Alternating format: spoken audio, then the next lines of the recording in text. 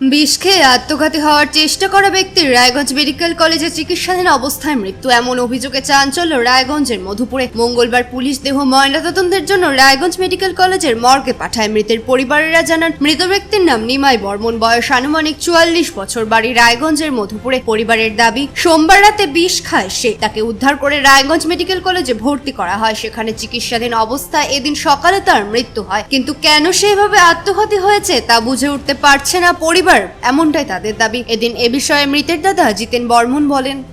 দাদা, আপনার নাম? জিতেন বর্মন।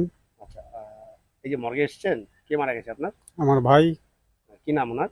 নিতাই বর্মন, বয়স কত হবে? 44, বাড়ি কোথায়? বাড়ি মধুপুর, রায়গঞ্জ থানা। রায়গঞ্জ থানা। কেমন করে মারা গেলেন? একটু বিষ খেয়ে মারা গেছে কবে খেয়েছিল? কালকে রাত্রে, কটার সময়? আপনি 9টা। তারপর কি করলেন? তারপর জানতে পারে হসপিটালে। মানে হাসপাতালে নিয়ে এসেছি। তারপর তারপর কি হলো? তারপর এই তো সকাল 9টা শুনছি মারা গেল। কালকে রাত্রে নিয়ে এসেছিলেন, হ্যাঁ, রাত্রে নিয়ে এসেছিল, আজকে মারা গেল। আজকে কখন মারা গেল। মারা গেছে আজকে? হ্যাঁ, আজকে কখন মারা গেছে? 9টার দিক। কেন কেন এরকম খেলো? কেন জানতে পারলেন কিছু? কেন খালো? আমি তো এখানে থাকি না, আচ্ছা, এখন বাড়িতে যাব, তারপর কি হলো না হলো ঘটনা তো তখন বলতে পারবো না। আপনি কিছু না। শুনতে পাননি এখনো? তো কি করতেন উনি?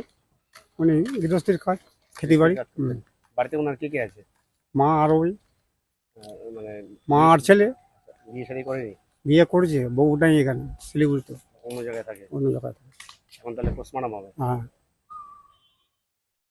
রায়গঞ্জ থেকে বিথিকা পালের রিপোর্ট, কুলিক নিউজ।